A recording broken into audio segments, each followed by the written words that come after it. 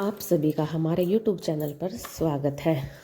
अगर आप हमारे चैनल पर नए आए हों तो हमारे चैनल को सब्सक्राइब कर दें ताकि ऐसी नई नई वीडियो देखने को मिले।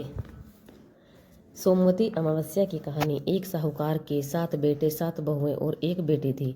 साहूकार के घर एक जोगी भिक्षा लेने को आता तो साहूकार की बहू भिक्षा दे देती।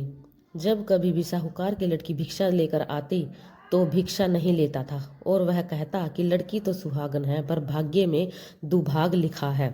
यह बात सुनकर लड़की सूखने लगी। माँ ने पूछा, बेटी तुझे किस बात की चिंता है? अब वह लड़की बोली कि एक जोगी भिक्षा लेने को आता है, वह कहता है कि तू सुहागन पर तेरे भाग्य में सुहाग नहीं है। यह बात सुनकर माँ बोली, उस जोगी की बात मैं सुनूंगी। अगले दिन माँ छुप कर बैठ गई। जोगी भिक्षा लेने आया। लड़की भिक्षा देने लगी तो आज भी जोगी ने वही बात बोली। इतनी बात सुनकर माँ निकल कर आई और बोली, एक तो हम तुझे भिक्षा देते हैं, ऊपर से तू हमें गाली देता है।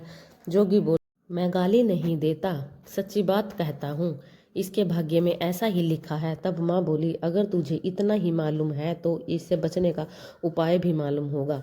जोगी बोला कि 7 समुंदर पार एक सोना धोबन रहती है जिसने सोमवती अमावस्या कर रखी है।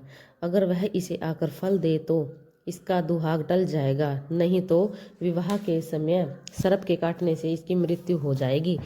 यह बात सुनकर माँ बहुत रोने लगी।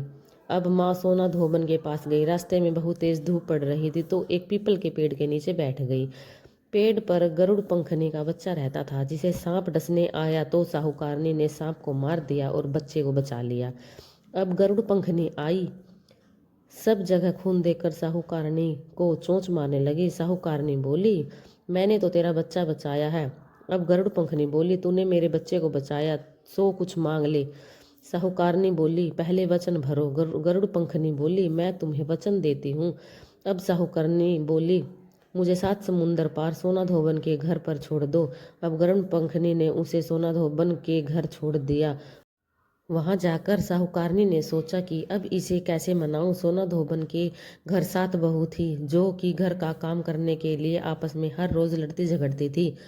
रात को जब सो जाते तो साहूकारनी सोना धोबन के घर जाती और उसका सारा काम कर देती और दिन निकलने से पहले ही चली जाती। अब सारी बहू आपस में सोचती थी कि सारे घर का काम कौन करता है और वे आपस में एक दूसरे से कुछ नहीं पूछती थी।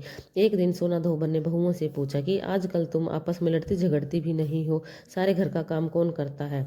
अब बहू बोली कि काम तो हमको ही करना पड़ता है, इसीलिए लड़ाई करने से क्या फ़ायदा। सोना धोबन ने सोचा कि आज मैं देखूंगी कि कौन सी बहू घर का सारा काम करती है। रात को देखा तो एक औरत आई और सारे घर का काम करने के जाने लगी। तो सोना धोबन ने पूछा, तू कौन है, तुझे क्या चाहिए? साहूकारनी बोली, पहले वचन भरो। तब सोना धोबन उसे वचन देती है। अब साहूकारनी बोली कि मेरी बेटी के भाग्य में दुहाग लिखा है, सो तू चल कर सुहाग दे दे क्योंकि तू सोमवती अमावस्या कर रही है। सोना धोबन अपने बहू बेटों से बोली, मैं तो इसके साथ जा रही हूँ, पीछे से तुम्हारे पिताजी मर जाए तो उसे तेल के कुप्पे में डालकर रख लेना। अब वह साहूकारनी के घर आ गई। साहूकारनी ने अपनी बेटी का विवाह किया। जब फेरे होने लगे तो सोना धोबन कच्चा करवा दूध और तार लेकर बैठ गई। थोड़ी देर में सांप आया और उस लड़के को डसने लगा तो सोना धोबन ने करवा आगे करके सांप को बांध दिया, लेकिन डर के मारे सांप मर गया। अब सोना धोबन ने उससे सुहाग दिया और बोली, जितनी अमावस्या मैंने करी है उन सब का फल साहूकार की बेटी को मिलियो और जो आगे करूंगी उसका फल मेरे पति और बेटे को मिलियो।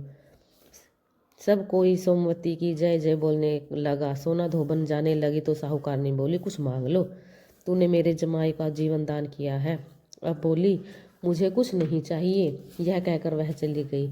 अब उसे रास्ते में फिर से सोमवती अमावस्या आ गई। उसने पीपल के पेड़ के नीचे बैठकर कहानी कही, व्रत किया और पीपल की 108 फेरी लगाई।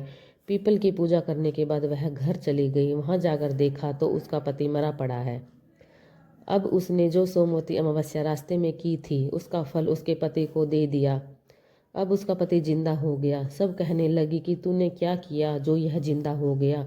तो वह बोली, मैंने तो कुछ भी नहीं किया, रास्ते में सोमवती अमावस्या आई थी तो उसकी पूजा की थी, व्रत किया और 108 फेरे पीपल की लगाई थी। सारी नगरी में ढिंढोरा पिटवा दिया कि सब कोई सोमवती अमावस्या की पूजा करियो, व्रत रखियो, 108 फेरी पीपल की लगाइयो।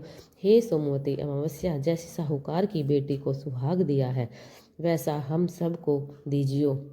अगर आपको हमारी वीडियो अच्छी लगी तो हमारी वीडियो को लाइक करें, कमेंट करें। धन्यवाद।